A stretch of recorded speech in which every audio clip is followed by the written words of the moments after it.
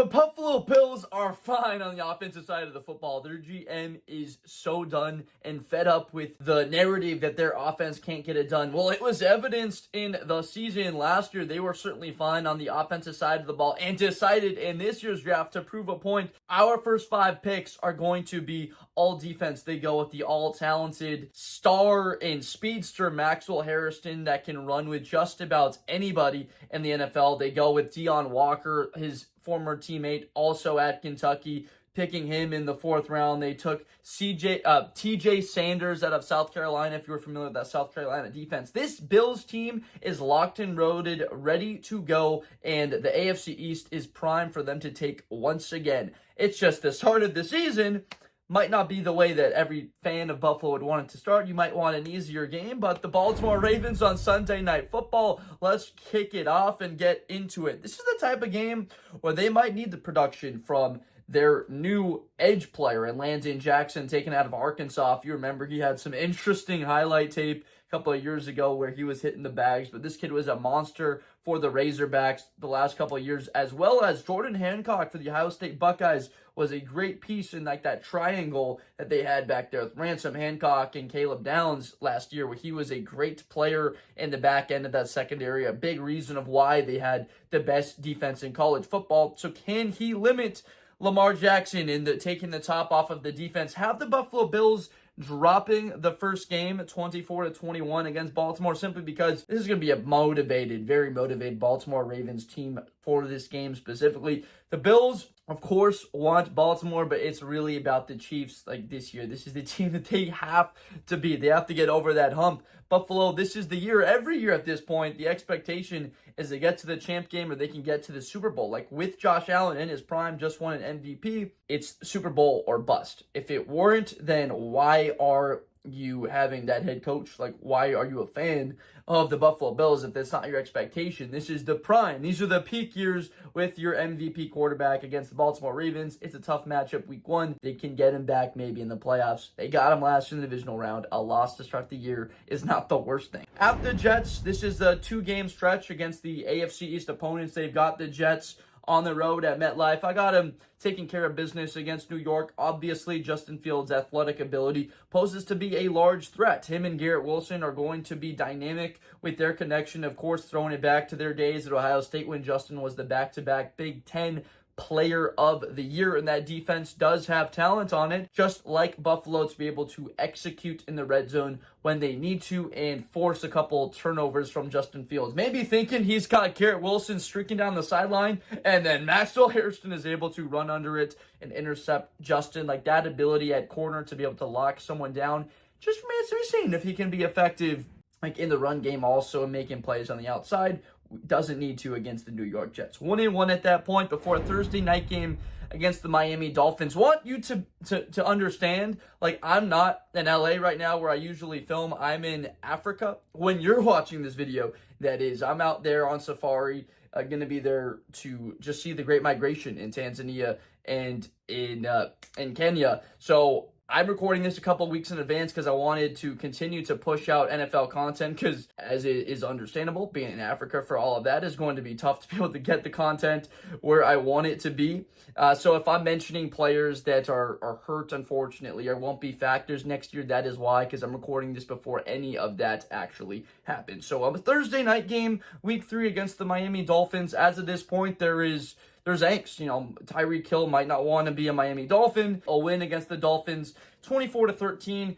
They take care of business against a team like the tight ends in Knox and Kincaid. Keon Coleman on the outside. The big bodies, the threats in the red zone to go with Cook and Josh Allen. They are very confident they can move the football. And then, of course, there is the likes of Josh Palmer and Khalil Shakir that they still have there. Elijah Moore, who was with Cleveland, got originally drafted by the Jets. And, of course, the defense, like Ed Oliver, they've got Joey Bosa now. There's Gregory Rousseau. Like, they are set and loaded. This is a top 5 roster in the National Football League. At that point, the Jets are 3-1 before a Sunday night game against the Patriots. When has the last game, when has there been an important game between the Bills and the New England Patriots? Well, we get one because Mike Vrabel is going to turn around New England in a very short amount of time. TreVeyon Henderson out of the backfield Will Campbell at left tackle, they've got their focal point for the next 5 years as far as the running attack goes, and Will Campbell can do a lot more than just run block. He can protect Drake May's blind side. And not to mention the threat in Kyle Williams, who they took out of Washington State. A fun matchup on Sunday night. I've got the Bills winning 26-13. I just like the pieces up front. Rosso, Ed Oliver, Joey Bosa being a larger factor than some will have, a much bigger factor than what Von Miller has had been for the Bills the last couple of seasons. And this is where you would really like to see like TJ Sanders have impact, is after the first couple of weeks where he can fill in to that defense and really start to show that he's going to be a large part, a foundational piece of that team going forward in the middle. At that point, 4-1 before another Monday night game. Of course, the Bills are going to have a good amount of action throughout the season in prime time. A lot of it's front loaded. They've got a Monday night game at the Atlanta Falcons. They got to win, move them to 5-1. Perfectly put, would say that the Buffalo Bills are a team that is not going to be challenged to win the AFC East. New England will be better, but they're not going to threaten Buffalo, especially with Buffalo getting that win earlier in the season. Would imagine that a team like the Atlanta Falcons on the road is not all that much of a tough task for a Sean McDermott defense. Is able to figure out Michael Penix, and they win 36-24, running the football, stopping Bijan Robinson and making Penix beat them, throwing to someone else besides Drake London. Is it Darnell Mooney that's going to create separation, getting away from Maxwell Harrison? Well, good luck. Is it going to be Kyle Pitts? Well, when have we seen Kyle Pitts be fully effective like this great red zone threat throughout his career and be a dynamic, even if it's like 7 touchdowns and 800 yards, like not insane numbers, but pretty good. We haven't seen it yet from Kyle Pitts as far as where he was drafted to be this generational type talent. 5-1 before the bye week, and you can't get much of a better start than that if you're Buffalo. Even with the loss to Baltimore, they're at Carolina, who is much like New England, an improved team. The Carolina Panthers have, with Dave Canales, a type of confidence that Bryce Young can continue to elevate, and that's why they took Tet McMillan after they took Xavier Legette previously. Like, they have invested in the wide receivers to have talent for Bryce Young to throw to. And then, of course, on the defensive side of the football, they decided, like, we're going to go out, we're going to continue to draft. We're going to build on that side of the ball. That's why they took Nick Scourton, and they also went with Princely Umanmielen, 2 type of edge defensive end players that are going to improve that Carolina defense. Are they going to be huge impacts right away, like the way Jared Verse was for the Rams last year? Most likely not. It's going to take time for them to be very impactful players, but they can have their moments. And then, of course, Legette and McMillan, Chuba Hubbard, top 3 most underrated players in the National Football League. You could say very talented running back. But do have the Bills moving to 6-1, a win at the Carolina Panthers. Keon Coleman shows everybody why you take size and strength, combination of athleticism, like maybe he has a big red zone catch in that game. Most likely he does. A loss against the Chiefs. I know it's going to hurt if you're a Bills fan, but at home against the Kansas City Chiefs, I'd rather have the Bills lose in the regular season to the Chiefs and beat them in the postseason, or not have to play them at all and the Chiefs lose to someone else. Of course, everyone's going to be rooting for Buffalo in this game, and the sky's going to fall down if they do lose to Kansas City again. But this time, a Kansas City Chiefs team that's, of course, they're always going to be motivated. Every team in the NFL is, for the most part. But a 6-1 Bills team falling to Kansas City because of an inability to push the ball down. Like, Chris Jones, and that defense proves to be like the same caliber player, providing trouble for Buffalo to run the football, forcing Josh Allen, and exemplifying what Buffalo's struggles were offensively in that game against the Chiefs. Like, who can they go to consistently? Can Keon Coleman be the guy that gets separation? That's sort of why they got Josh Palmer and Shakir, why they feel like they have this great, or a pretty good, a fine enough trio of wide receivers, along with their dynamic tight ends in Knox and Kincaid. A loss there, 6-2 before a road game at the Miami Dolphins. I think they take care of business pretty easily. 41-18. They beat Miami once again, and Mike McDaniel, after another struggling year, is going to be firmly on the hot seat. Do the Dolphins look to fire him? I don't really know what you can do in the AFC with Tua Tagovailoa paying him all that money and Tyreek Hill all that money.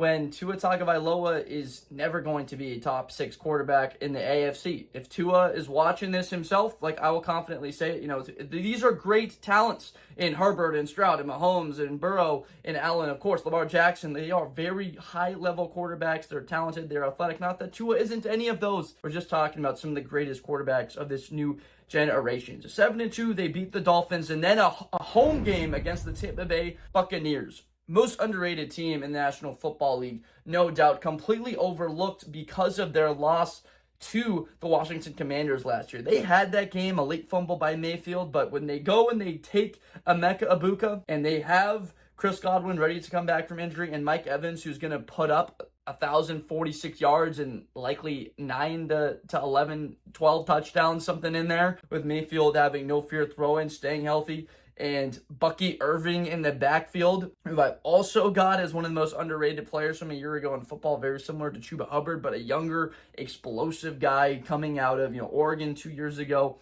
A win against the Tampa Bay Buccaneers, one of the more exciting games of the year, fireworks everywhere. A win to push them to 8-2 on the season with a win there before a road game against the Texans. Thursday Night Football. Houston is what you call loaded. The quarterback advantage, probably, with Josh Allen and C.J. Stroud, the more of the athlete and the bigger arm, but C.J. Stroud's plenty talented. What the Bills do lack is the weapons on the outside that C.J. Stroud has. Nico Collins now, and just pounding his fist on the table. I am here, I have arrived. Of course, Tank Dell, hopefully that injury is able to heal just fine. They go out and they take Jaden Higgins and Jalen Noel from the Iowa State. That team in Iowa State with Rocco Beck was all running through those two wide receivers, like 30 touchdowns and 4,000 yards the last 2 years. Look it up. They were incredible, and why they made it all the way to the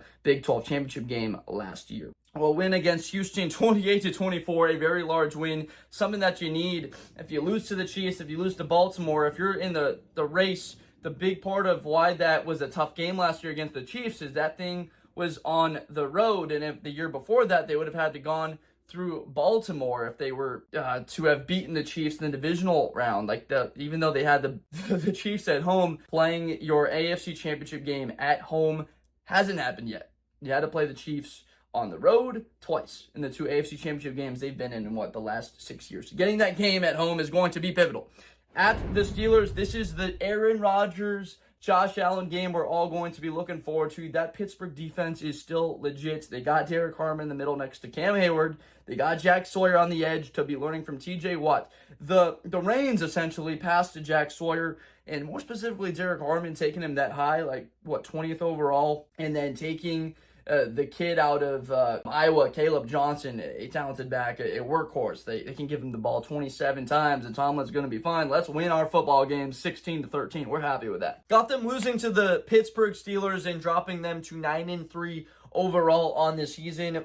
Again, I do like that Pittsburgh roster on the defensive side, and Pat Freiermuth, the monster for Rodgers, to go to Buffalo in this game is going to have trouble moving the ball against that Pittsburgh defense. The weather could be starting to turn a little bit colder out there in Pittsburgh, Heinz Field. It's going to be a struggle for them to move the ball down the field. All those weapons for Buffalo, there are a couple of defenses that truly are going to pose problems for a team that does not have a top 10 receiving core in the National Football League. They could be deep. Palmer, Shakir, and of course Keon Coleman and the tight ends. But you can compare that. There's a number of teams that can go pound for pound. And DK Metcalf, there's that guy. That's what Keon Coleman, people have the hopes he can become, as a DK Metcalf caliber player. But when would it happen? And a loss to Pittsburgh would not just absolutely shock people. They get to 10-3 on the season, a win against the They get to 10-3 on the season, a win against the Cincinnati Bengals at home, 38-29, the shootout type of game that you want against. That is probably the best duo of wide receivers, T. Higgins and Jamar Chase, the weapons that they have. But where else is Joe Burrow going to go on that roster, and finding guys to throw the football to and handing it off? In the sense of production, they had their running back get hurt, right? Chase Brown went down in that game against Denver later on in the season last year. Hopefully he's okay and bounces back from injury. But they get a win against the Bengals, pushing themselves to 10-3 on the season. A loss against the New England Patriots to move him down to 10-4. We'll see how the AFC race for the 1 seed fully materializes, but New England's going to be better next year. I've talked a good amount about Drake May in a number of my content and Mike Vrabel, the impact that they have, but at New England, could be a snowy game. The weather, 23-20 of the New England Patriots beating the Buffalo Bills, because rearing its head leads me to think that Buffalo, going on that side of defense, that they might be deciding to go high with a wide receiver in the next couple of years, because like this Shakir being pretty good, Palmer like good enough, that they need to invest more resources into that so that Josh Allen can have a true guy. He's going to be putting up MVP numbers and doing it, but if he had a little bit more ease, that he didn't have to just be everything on it for every single play, and if that happens to wind up being another playoff loss, like what is the piece that's missing? A win against the Cleveland Browns later on in week 16, 35-13, taking their business, moving them to 11-4 on the season. What does Cleveland got? Quinshon Judkins, their quarterback, could be one of 4 guys. Shador, Joe, Dylan, Kenny. Like, which of them is going to be their starting quarterback? Does it really matter when you throw them against Josh Allen in a big moment in a game that they need, and it's at home in Buffalo? The next week against the reigning champs, Philadelphia Eagles. Hopefully both of these teams don't have playoff berths clinched yet. Buffalo could, believe, with a win at that point against Cleveland. Who wouldn't want to see a meaningful, impactful Philadelphia Eagles and Josh Allen-led Buffalo Bills game at home, Orchard Park, that has impact on both of the seeding races for the AFC and NFC playoffs? Like, maybe they're at the 2 spot in both of those conferences. I've got the Bills at 11-4 at this point and beating the Philadelphia Eagles. Why? Because of the Jordan Hancock coming in, Maxwell Harrison being able to shut down Devontae Smith on one side, and A.J. Brown being limited because they can roll over the coverage on the other and be able to limit him with Taron Johnson and Taylor Rapp in there and Christian Benford, like being able to rotate the coverage, get pressure on Jalen Hurts, stop the run. Greg Rousseau and Ed Oliver, Matt Milano in the middle, an all-pro level linebacker, being able to limit Saquon Barkley in a win, which clinches everything, and I have them losing to the Jets. Think that the division's wrapped up, or the seeding, and that they are going to lose to the Jets 23-7 and have them wrap up 12-5. Will Buffalo get the 1 seed? Does it have to be next year? No. Texans are good. We know Baltimore is. Because of the fact that the Chiefs are coming back down to earth, it might be the time, but